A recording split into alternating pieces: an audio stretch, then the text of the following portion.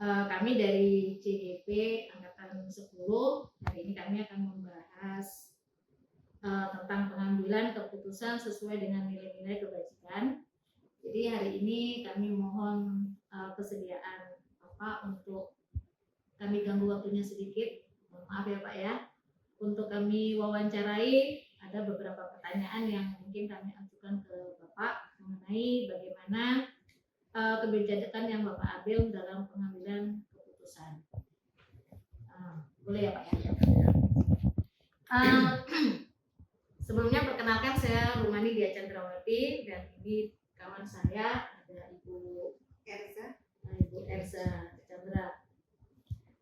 Untuk pertanyaan pertama, selama ini bagaimana Bapak dapat mengidentifikasi kasus-kasus yang merupakan dilema ITK atau rujukan moral?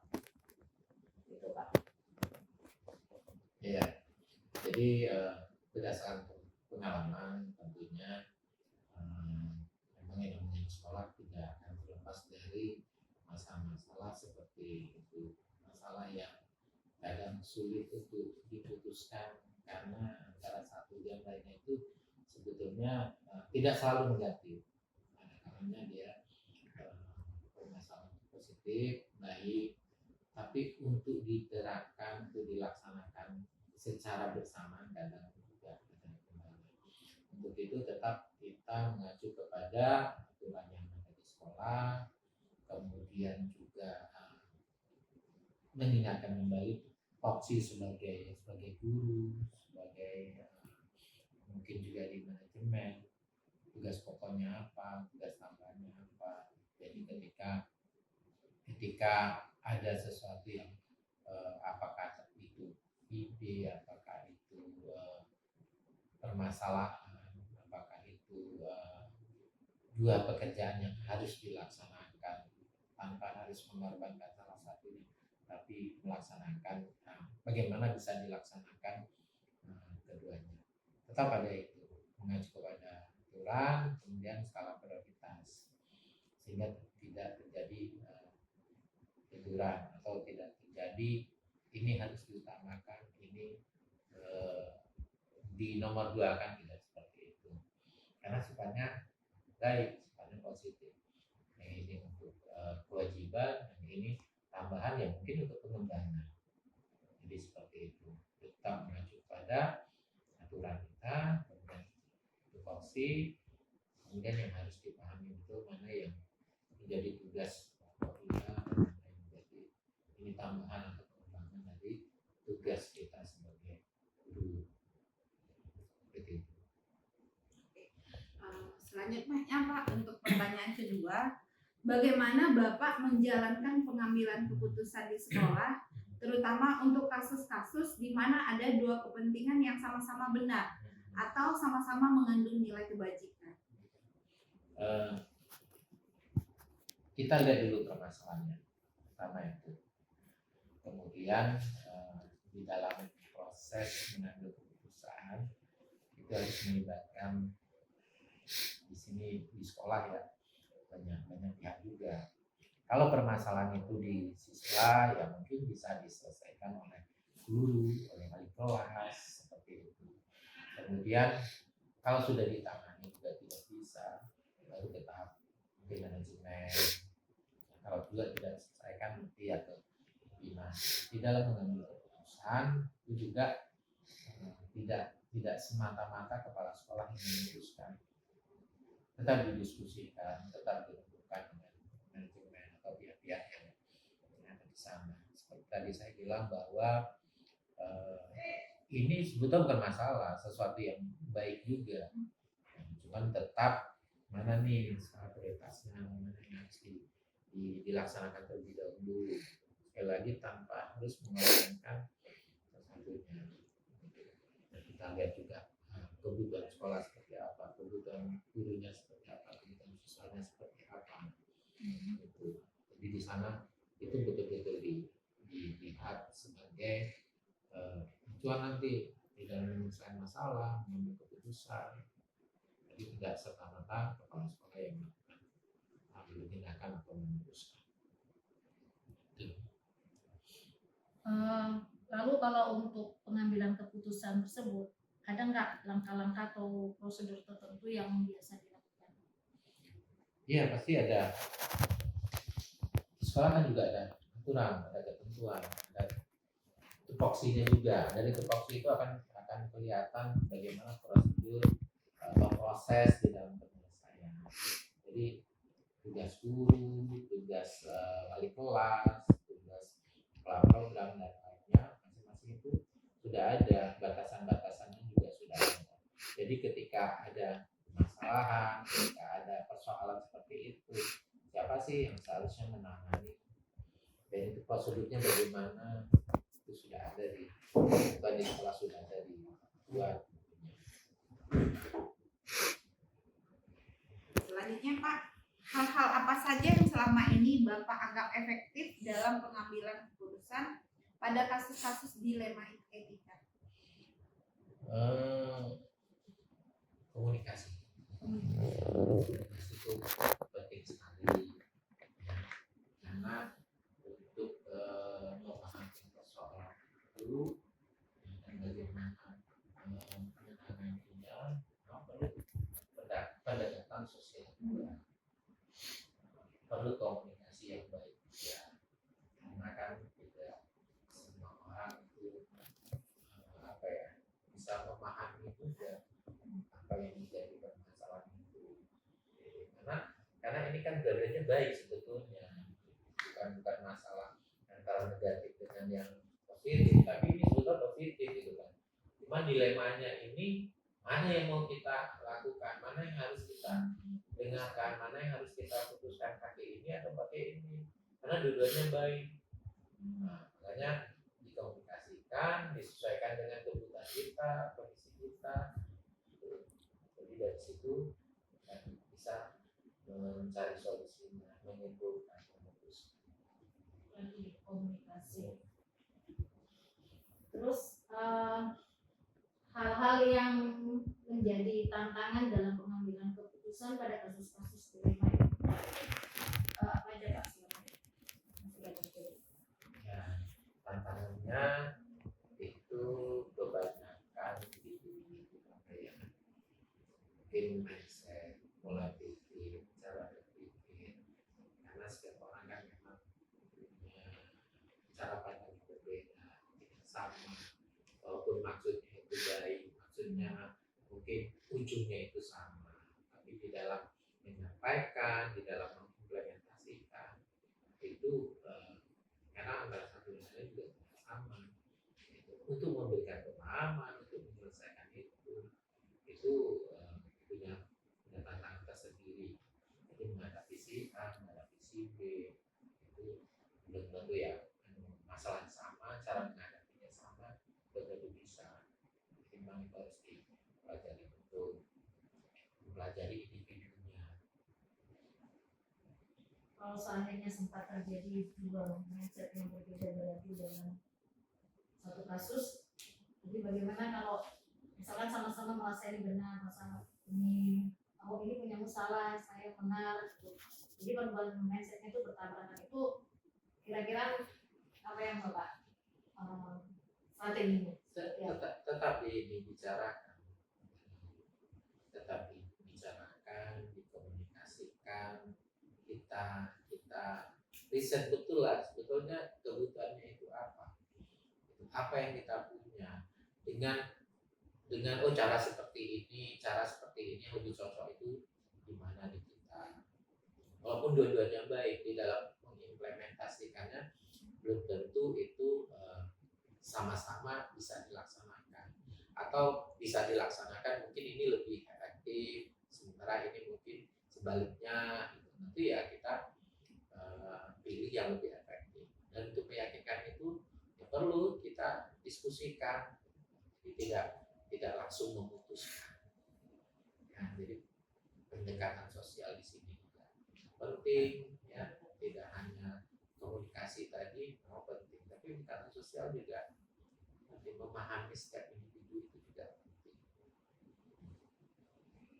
Selanjutnya Pak, dalam sebuah masalah, dalam penyelesaian sebuah kasus dilema etika, apakah Bapak punya waktu tertentu tertentu atau diselesaikan saat itu juga, dan bagaimana prosedurnya? Setiap masalah pasti kita ingin diselesaikan secepatnya ya. Jadi memang nggak perlu dijadwalkan. Yang penting kita ada seperti rapat rutin bulanan. Kita di sana bisa menyampaikan hal-hal yang bisa mencegah jangan terjadi masalah etika dilema itu tadi. Tapi kalau terjadi ya segera diselesaikan, nggak harus ada jadwalnya kapan itu harus disegerakan gitu, sehingga itu tidak menjadi ganjalan, tidak menjadi hambatan di dalam kita melaksanakan pekerjaan. Disegerakan, apakah itu nanti di masalah ada di siswa, ada di guru, atau di manajemen. Jadi tidak menunggu ini ntar ini besok lah, itu harus diselesaikan. Terus kalau untuk dalam pengambilan keputusan yang berhubungan dengan kasus-kasus dilema etika, itu ada nggak seseorang atau faktor-faktor yang selama ini mempermudah atau membantu Bapak? Ya. Dengan mengkomunikasikan, dengan tadi melibatkan banyak orang, baik itu bisa saja internal, bisa juga eksternal, ya itu akan membantu, akan mempermudah untuk mengambil keputusan, untuk menyelesaikan masalah itu, atau paling tidak ada pandangan-pandangan lah sebelum diputuskan. Jadi memang ya kalau dibilang strategi ya bisa juga itu strategi. Jadi beberapa orang yang ada di sekolah Ya, ini ikut andil semua. Baik guru, Tergantung kelas. permasalahannya lah, kemudian di level mana seperti itu. Kan bisa aja mulai dari siswa pun bisa saja, apalagi guru kan bisa jadi gitu. Tapi nggak serta-merta harus semua itu kepala sekolah yang menyelesaikan. Dari bawah dulu, Iya. dari bawah, baru kemudian untuk keputusan Akhirnya baru ke kepala sekolah. Terakhir Pak, dari semua hal yang Bapak sampaikan tadi, kira-kira pembelajaran apa yang Bapak dapat ambil dari pengambilan keputusan dilema etika ini? Pentingnya memahami individu, memahami para guru, kemudian juga memahami potensi yang ada di sekolah, dan yang lebih penting lagi memahami potensi yang ada di diri kepala sekolah sendiri gitu. Jadi jangan merasa kita juga merasa mampu semuanya, apalagi dengan banyak masalah-masalah, dengan banyak persoalan-persoalan itu tetap didiskusikan. Jadi itu juga bagian dari pembelajaran, berkomunikasi dengan pihak lain, dengan manajemen, dengan guru-guru, ya itu juga perlu dibutuhkan kompetensi tersendiri. Jadi kepala sekolah bukan berarti segalanya lah, atau Membuat keputusan akhir ya Pak ya, tapi komunikasi ya. Sebelum keputusan akhir itu kita bukan, ya sebelumnya harus didiskusikan dulu. Jadi bisa diterima oleh semuanya, tidak hanya yang bermasalah nih atau yang muncul permasalahan ini, yang lain pun dengan ada keputusan itu bisa mencegah jangan sampai terjadi permasalahan seperti itu.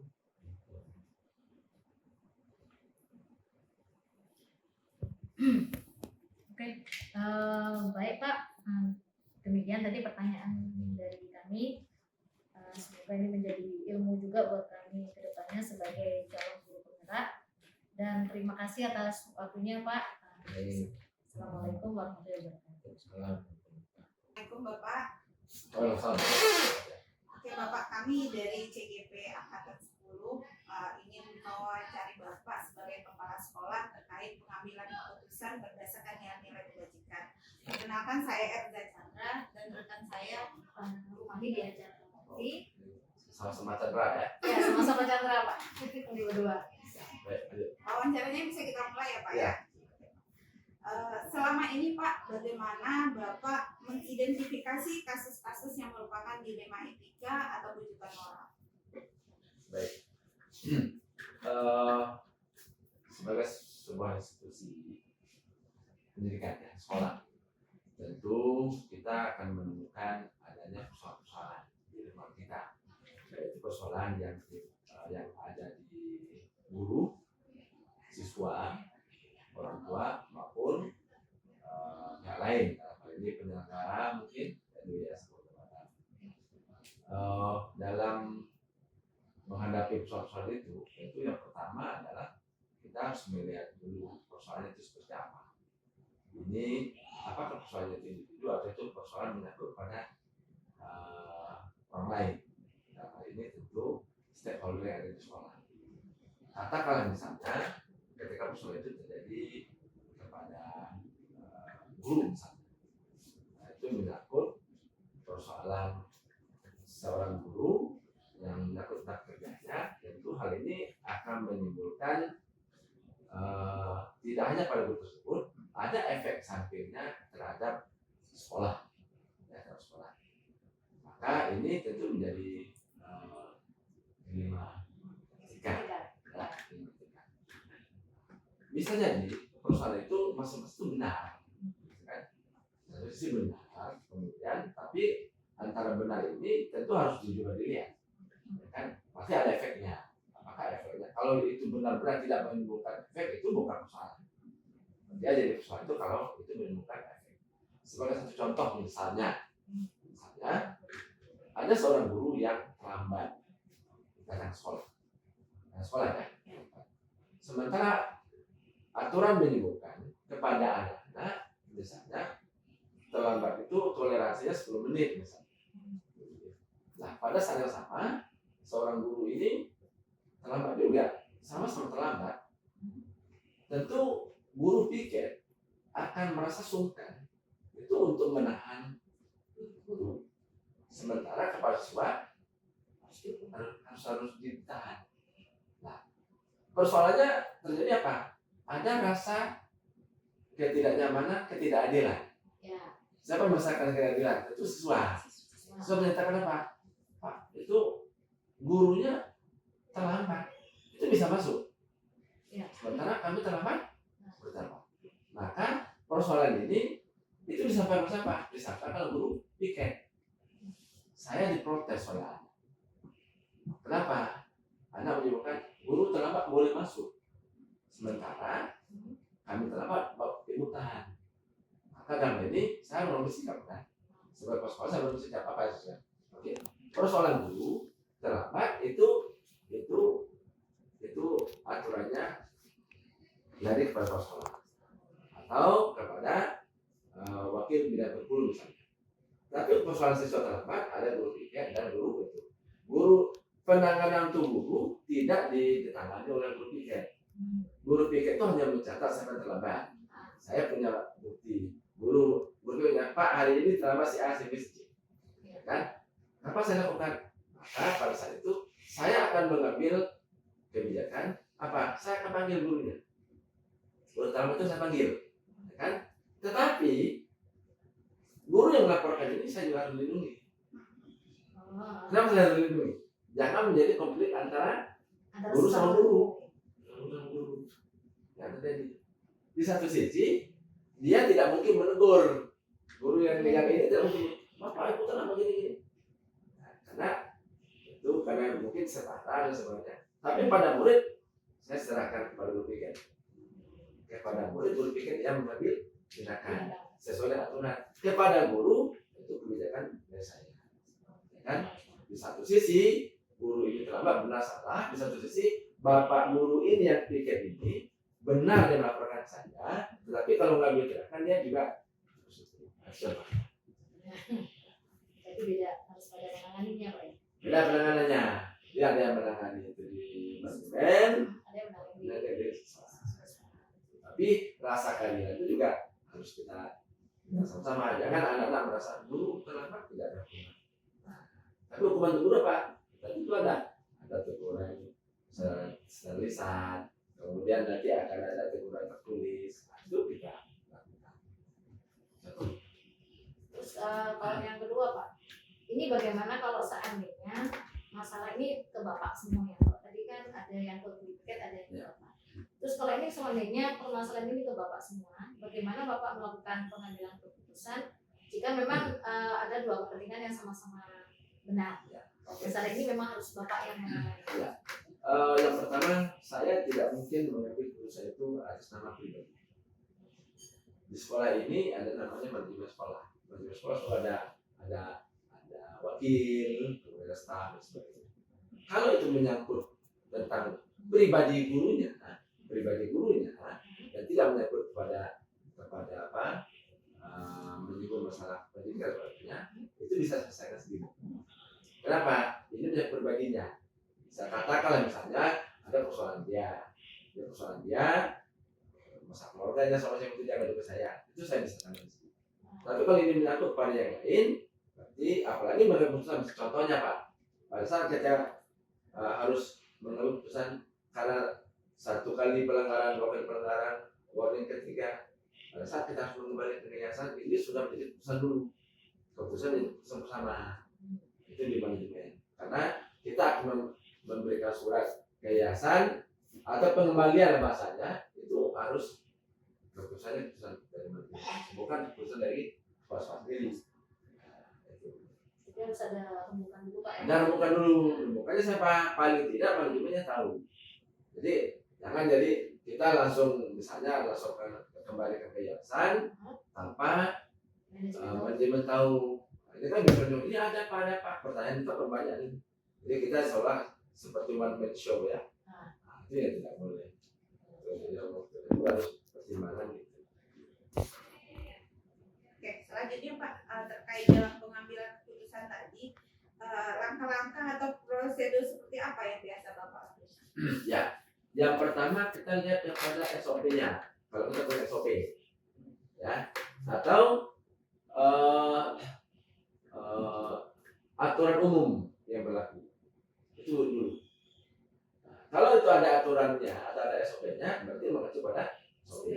Tapi kalau misalnya tidak ada SOP-nya, tidak ada aturannya, ya kita bisa mengambil keputusan itu tadi melibatkan banyak orang supaya menjadi sebuah keputusan bersama, bukan menjadi sebuah keputusan pribadi. Nah, itu. Jadi mengacu kepada aturan atau SOP atau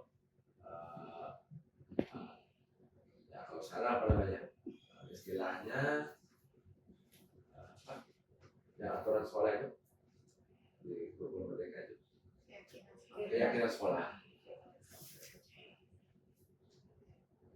Terus selanjutnya dalam pengambilan keputusan yang sudah Bapak lakukan itu, ada nggak hal-hal yang Bapak anggap efektif dalam pengambilan keputusan? Ya.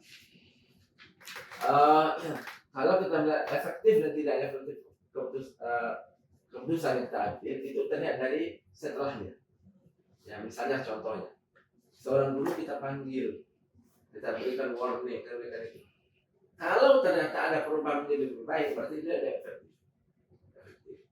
Untuk beberapa kasus, alhamdulillah banyak yang efektif.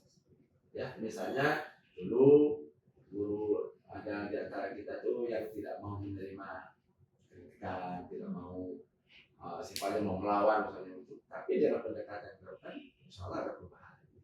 Ya, kita tidak perlu sebut siapa gurunya ya. Itu ada perubahan. Kemudian kalau masalah itu terjadi terulang terjadi, tapi pada orang yang berbeda, itu tidak mungkin. Itu berbeda saja. Tapi pada orang yang sama terjadi lagi, berarti kan ada mungkin tidak efektif, kan? Tapi dalam banyak hal, karena pendekatan kita juga pendekatannya sifatnya apa? Pembinaan, ya. Jadi kan kita ada bertahap ya.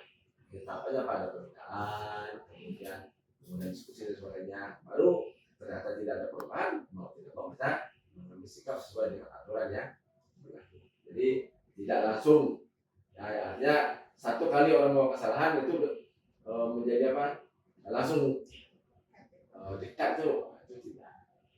Terus pembinaan dulu, kalau tidak ada perubahan dalam pembinaan, berarti Baru dia kita apa ya? Kembalikan ke yayasan dan yayasan. Selanjutnya Pak, dalam pengambilan keputusan, ada nggak tantangan yang Bapak hadapi selama ini dalam kasus dilema? Ya, saya boleh contoh. ada seorang guru yang saya panggil karena ada persoalan dia nggak sesuai. Tapi tindakan tersebut di satu sisi maksud guru ini adalah baik untuk membina, tapi berlebihan. Orang tuanya mengadu, dan berujung orang tuanya minta guru ini diberhentikan, Langsung minta dipecat. berhentikan. Kemudian di sisi lain kita harus mempertimbangkan itu, ya kan? Apakah pantaskah seorang guru ini dengan tindakan yang dilakukan itu sampai pada hukuman pemecatan, ya kan? Maka dalam hal ini di antara teman-teman guru itu juga ada yang memberikan masukan. Tolong Pak, ini jangan sampai dipecat. Hanya gara-gara ini, apakah kita tidak bisa memutuskan itu? Artinya apa? Tentu ada yang lain itu tidak setuju keputusan itu, pemecatan dan sebagainya. Ya. Artinya apa? Di pihak orang lain, ketika kita memutuskan itu juga, kalau kita memutuskan itu akan ada pertentangan juga. Gitu. Di antara teman-teman sebaya atau teman pekerja itu pasti tidak setuju. Karena tujuan dari guru tersebut ini mendisiplinkan anak, tapi caranya yang tidak sesuai lagi, misalnya mungkin dengan cara fisik misalnya suatu, ya. Tapi kita sampaikan apa solusi yang saya lakukan. Saya lakukan begini, guru tersebut tetap tidak kita keluarkan, tetapi kita yakinkan guru yang mengajar di kelas itu tidak lagi guru ini. Berarti di rolling begitu. Rolling. Jadi guru lain yang ngajar lagi di kelas itu. Berarti ada penggantian guru ya Pak? Penggantian guru di kelas yang bermasalah tadi. Kenapa? Tuntutan orang tuanya, guru anak saya tidak mau anak saya diajar oleh Oleh guru ini. Tetapi tuntutan orang tuanya minta guru ini dipecat. Tetapi kita melihat tidak tepat pemecatan ini. Kita punya solusi. Apa solusinya? Kita lakukan pendekatan pada orang tuanya. Bapak, kami tidak bisa memecat guru ini karena kasus ini. Kecuali kasus ini ada kasus yang pelecehan misalnya. Itu kita tidak terkait ya pelecehan. Tapi kalau misalnya karena satu lain kalau misalnya gurunya sedikit mungkin katakanlah menyentil anaknya yang tidak terima oleh orang tua, kemudian mungkin agak lebih sedikit kasar gitu, itu tidak pada langsung pemecatan. Tapi solusinya apa? Akhirnya orang tuanya setuju bahwa guru ini tidak terpecat, tapi gurunya tidak lagi mengajar di kelas. Dan itu sampai terakhir itu tidak masalah. Artinya apa? Nah, jalan yang kita ambil itu memenuhi rasa keadilan untuk guru. Untuk penyelesaian suatu masalah yang berhubungan dengan dilema IPK itu, apakah Bapak ada jadwal-jadwal tertentu untuk menyelesaikan masalah IPK, dan kalau seandainya ada jadwal, apakah ada juga prosedur yang dilakukan? Ya, kita kalau penjadwalan khusus tidak ada. Ya, misalnya seperti jadwal, tapi ketika ada persoalan tentu sesuai dengan situasi dan kondisi saat itu. Jadi tidak ada jadwal tersendiri. Tetapi ketika ada persoalan, itu secepat mungkin kita usahakan menyelesaikan. Tidak ada. Kalau pembinaan tentu kita ada pembinaan. Setiap apa ada pembinaan. Itu hanya sifatnya pembinaan yang umum sifatnya. Tapi kalau sifatnya kasusistik itu seperti itu terjadi satu persoalan, ya. Jadi bisa saja dalam satu bulan itu ketika tidak ada masalah, ya kenapa harus kita jadwalkan? Tapi pada saat terjadi masalah, Baru. langsung kita selesaikan seperti itu Pak ya. Oke. Selanjutnya Pak, dalam pengambilan keputusan yang berkaitan dengan kasus dilema etika, ada nggak seseorang atau faktor-faktor yang membantu Bapak dalam memutuskan sebuah kasus? Oh iya, pasti. Kenapa? Kalau itu menyangkut tentang orang tua siswa seperti itu, mungkin kita melibatkan tidak hanya pihak sekolah, tapi juga melibatkan apa komite misalnya, ya kan? Mungkin ada persoalan contoh nih, Ada orang tua yang suatu kali pernah orang tua itu protes karena acara perpisahan, ya kan? Mungkin ada biaya yang tidak mereka sanggup dengan itu. Nah, kita kan tidak bisa mengambil keputusan itu. Jadi kita libatkan komite. Nah, jadi ya tergantung dari persoalannya. Kalau itu memerlukan pihak luar, itu yang masih ada hubungan dengan kita. Oke Pak, nih pertanyaan yang terakhir. Terakhir habis. Ya. Dari semua hal yang telah Bapak sampaikan dan dari beberapa pengalaman yang tadi sudah Bapak jelaskan, mungkin ada nggak apa pembelajaran yang Bapak petik dari pengalaman Bapak selama menjadi kepala sekolah? Ya. Menjadi pemimpin itu yang pertama itu setahu saya tidak ada sekolah, tidak ada sekolahnya. Ya. Pemimpin itu tidak ada sekolahnya. Ya, artinya apa? Ada yang menyebutkan pemimpin itu sudah lahir, tapi saya mengatakan tidak. Artinya apa? Menjadi pemimpin itu pengalaman sebenarnya. Kita butuh waktu, butuh proses. Semakin banyak yang kita hadapi, semakin banyak pula ilmu untuk menyelesaikannya, gitu kan? Kenapa? Kalau hari-hari kita berhadapan dengan itu, ketika ada persoalan itu, kita sudah tahu bagaimana mengambilnya, mengambil keputusan. Artinya apa? Kita butuh waktu, butuh proses untuk jadi pemimpin itu. Maka waktu itu bisa menentukan gaya kepemimpinan orang. Ya kan? Kenapa? Ada orang yang tegas dia, tapi hanya bisa terpakai satu atau dua tahun saja. Kenapa? Ketegasannya menimbulkan ketidaknyamanan untuk lingkungannya. Sementara kan kita harus di situ, kan harus ada dinamanya teamwork. Kita harus bekerja yang bawah kita seperti apa, yang atasan kita seperti apa. Kalau kita semuanya artinya apa? Sesuatu itu matematis A itu harus A. Ya, itu ya bisa jadi di satu sisi kita menjadi pemimpin yang otoriter. Jadi otoriter itu juga tidak baik, ya kan? Tapi menjadi pemimpin yang selalu mengakomodir orang juga tidak bagus. Artinya apa? Kita butuh berkombinasi. Ada saatnya kita harus tegas, ada saatnya kita melihat situasi. Jadi kalau saya lihat menjadi pemimpin itu yang paling penting itu adalah kita harus bisa menjadi contoh. Kita yang di luar. Kalau kita berharap orang datang cepat, ya siapa kita datang telat. Harus menjadi contoh yang bagus. Kalau secara kita bisa mengkritik orang, ketika orang mengkritik kita jangan anti kritik. Kalau kita anti kritik, itu cuma pandainya apa? Pandai mengatur orang saja, tapi kita sendiri tidak menjadi contoh. Kalau secara khusus Pak, misalkan tadi kan kita menceritakan pengalaman Bapak untuk mengambil keputusan di lima ketika. Jadi pembelajaran dari situ apa yang bisa disampaikan? ya, jadi begini.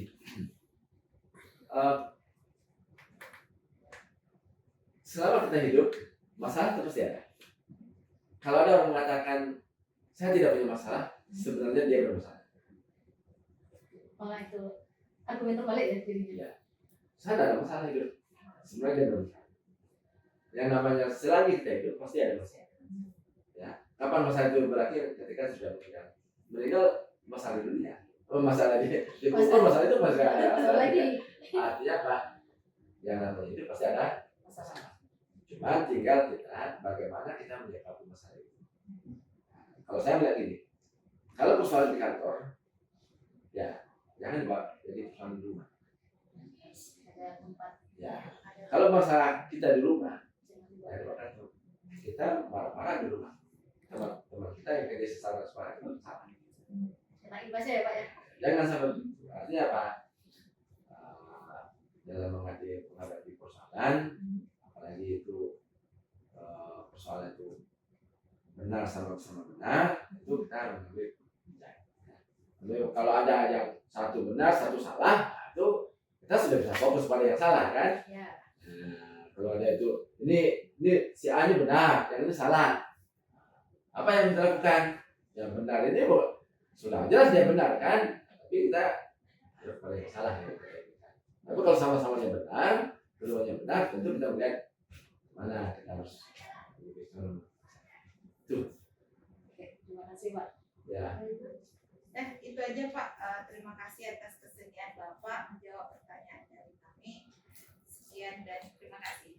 Terima kasih Pak. Terima kasih Saya Pak. doakan semoga kegiatan CGP-nya berlancar dan Amin. lulus supaya tidak lagi C-nya hilang. Jadi sudah jadi guru guru penggerak. penggerak. Ya, amin. Terima kasih Pak. Ya. Terima kasih Pak. Assalamualaikum warahmatullahi wabarakatuh. Salam. Dari calon guru penggerak angkatan 10, hari ini saya bersama dengan Ibu Nica Arisani, Kepala Sekolah SMP Kartini 1 Yogyakarta. Apa kabar Ibu? Alhamdulillah. Alhamdulillah. Oke Ibu, hari ini saya meminta waktu sebentar dari Ibu untuk kita akan membahas mengenai pengambilan keputusan berdasarkan nilai-nilai kebajikan, dan mungkin di sini nanti ada beberapa pertanyaan yang akan saya sampaikan kepada Ibu. Kami minta waktunya Bu ya. Ya, silakan.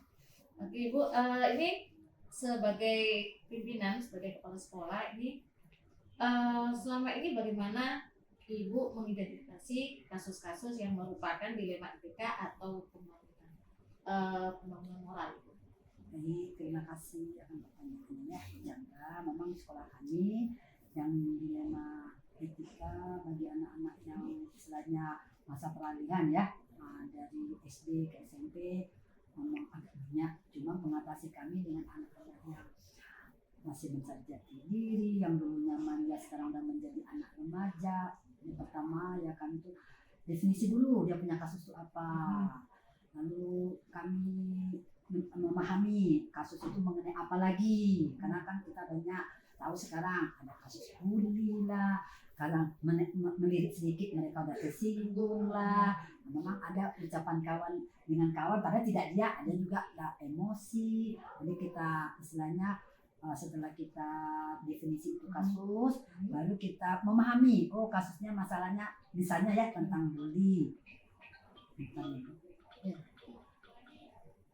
Maaf ya, mulainya itu kami definisi dulu itu masalah, setelah itu kami tanyain ke anak, lalu sampai lagi kapan itu terjadi, setelah terjadinya kapan, lalu kami tanya keterlibatan itu siapa aja, setelah itu baru kita minta dari orang yang terlibat akan kejujuran, terus berusaha untuk mensikapi hati si anak itu dengan pelan dan nyaman dia mengeluarkan unek-uneknya. Kalau setelah itu pada umumnya ya Bu ya, insya Allah baru si anak jujur, selesai permasalahan, dan itu dihadapkan dengan ada wali kelas, guru BK, kesiswaan.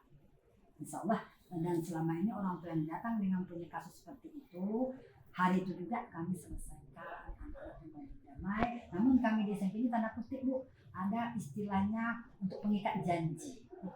Dia dengan guru BK dibuat suatu perjanjian menandatangani orang tua, alasan kami tidak terulang kembali.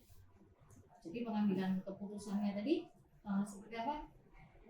Untuk yang terutama nih ya, ada kasus-kasus yang kepentingannya sama-sama benar nih, kalau seandainya sama-sama ini ada benar. kasus lain lagi gitu. Tapi kalau seandainya ada kasus yang sama-sama benar, Oke. nah itu cara mengambil keputusannya begini. Kalau kasus sama-sama benar, maaf ya, sepertinya ini belum ada sih ke anak, gitu kan?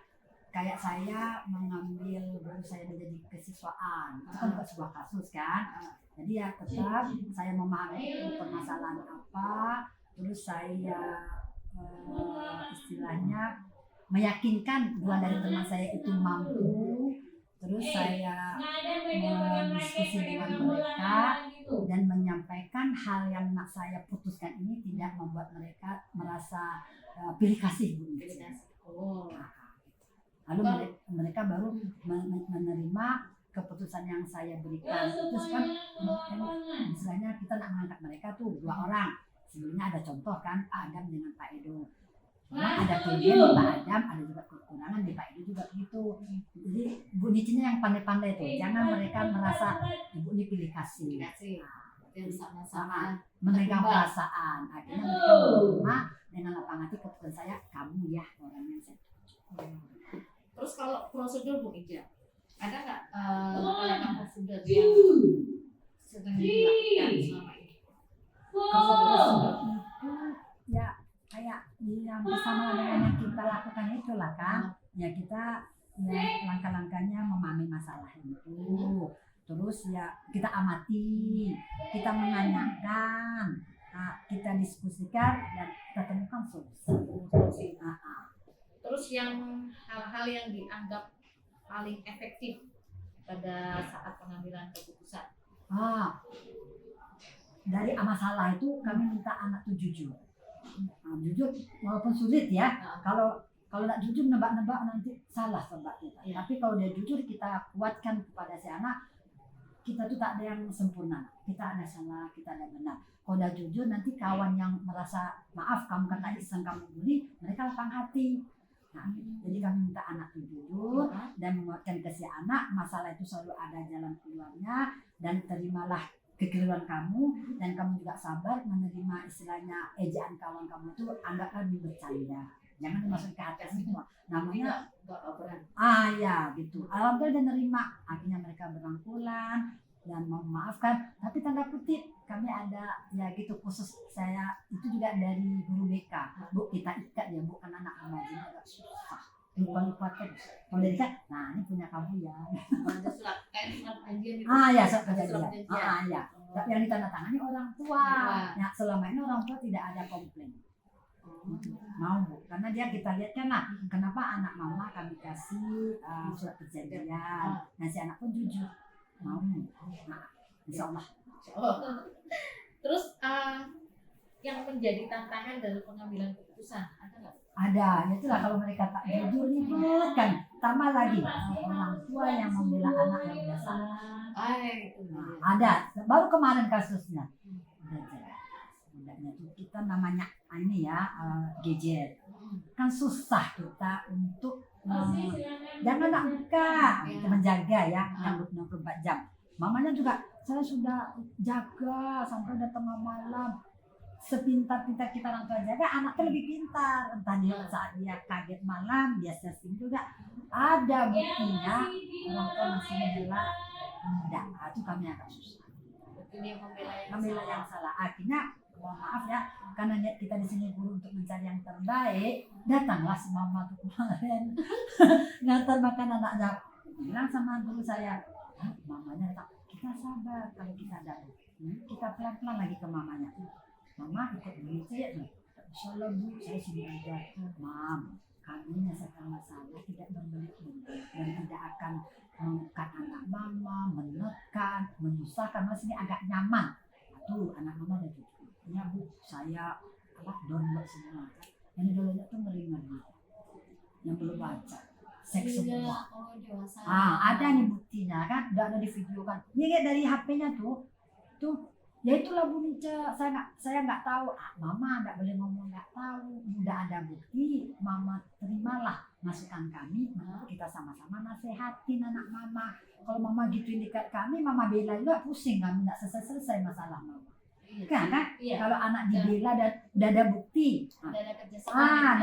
Terus saya bilang kerjasama lah dengan kami. Kita juga bukannya menekan anak mama, siapa sih anak kita sama. Jadi kalau udah tuh kan ini ada bukti. Jadi ucapkanlah ke anak mama itu, jangan kau buat lagi, tidak usah direpet-repetin. Semalam direpetin ya, jangan direpetin. Saya tarik mamanya, jangan direpetin. Saya bilang, saya juga malas pas lagi mama nasihatin terima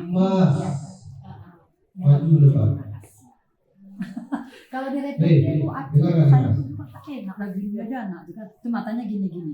Kasihan anaknya jadinya kayak terdakwa. Karena budak itu dari pagi nggak mau ke sekolah, dijemput oleh pesuruh kan, transportnya pesuruh kan, langsung Pak Yaman, Bu, permisi, kenapa kamu kok kusak kerusuknya?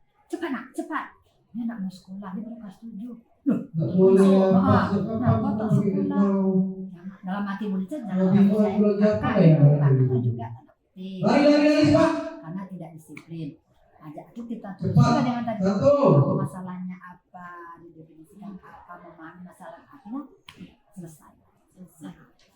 Sekarang pertanyaan selanjutnya, ada nggak Ibu memiliki jadwal tertentu untuk penyelesaian masalah? Nah, Kalau jadwal tertulis masalah ini Maju depan. ada dua nih, Iya. kategori masalah itu apa. Kalau masalah berhubungan dengan guru saya, misalnya tentang disiplin, nah, kita mau terjadwal, kita cari waktu yang tidak mengganggu pelajaran. Jadi yang dulu depan. Kalau untuk anak, Jadi ya. di saat itu langsung, insya Allah Nah, iya. selesai. Iya. Saya langsung Nah, ya. itu. Kalau supaya tidak basi Bu, kalau udah besok-besok Yo. ya lupa lah. Nanti malah Kalau berlalu orang tuh banyak lah, kenapa hari ini Karya. salahnya kan Karya. terus. Jalan Iya. yang benar kalau udah. Tapi kalau saat itu Bu, insya Allah Oke. pada umumnya. Oke. Udah. Terus Nah. pertanyaan selanjutnya Ibu, adakah Ada yang seseorang mulia? atau Siap. orang lain yang mempermudah atau membantu Ibu dalam mengambil keputusan? Ada. Ada Jadi lagi. kita selalu berdiskusi. Ada. Sekecil pun apa masalah dan sebesar apapun, kalau untuk Enggak, Pak. anak-anak kami ya wali kelas, guru BK, kesiswaan. Kasih yang Kalau ini. masalah itu nggak selesai, baru kami tahap wakil Jaga seluruhnya semuanya. dan selama Siap. ini dengan kekompakan kami kita ada ke yang berwajib. Kalau untuk guru-guru intern semua. intern semua. Kalau untuk guru-guru kami juga itu memang ada satu kasus guru kami, saya ya dengan wakilnya berkolom kesiswaan dan senior yang bisa saya ajak berkomunikasi. Ya. Artinya kami itu istilahnya diskusi dulu dalam memutuskan masalah, dan langsung kan kamu begini, kan kamu begini, dan selalu menaikkan perasaan yang udah bermasalah. Sehingga untuk mengorek kejujuran tuh lah. Nah kalau Ya, nggak, Bro. memang Iya. zaman sekarang untuk jujur tuh repot. Benar. Oke. Oke. Sekarang terakhir ya Bu ya. Silakan. Dari semua hal yang telah Ibu sampaikan tadi, pembelajaran Ada apa berapa? yang bisa Ibu petik dari pengalaman Ibu dalam mengambil Itu yang belakang si keputusan? Bayu, ngapain kamu di belakang si Bayu itu? Pengalaman saya Baik, ya, Bapak. karena sekarang udah pimpinan nih di Baik. perusahaannya. Selalu ada kasus dan yakin Iya, kasus itu pasti kita seorang selesai dengan cara berdiskusi dan intinya kejujuran. Memang walaupun sulit ya, Siap, karena tapi posisi dengan yang- cara mengajak kawan-kawan, Baik. mengucapkan hal yang Nah, posisi ini membuka lagi. hati anak dan orang tua, insya Allah Oke, selesai. bertangan-tangan. Berat. Oke Ibu, pertanyaannya sudah saya sampaikan semua. Terima kasih atas jawaban Ibu. Saya juga berterima kasih atas waktunya Ibu sudah membantu Bisa kami. tangan. Saya ucapkan terima kasih. Assalamualaikum warahmatullahi wabarakatuh. Waalaikumsalam warahmatullahi wabarakatuh. Semoga sukses ya.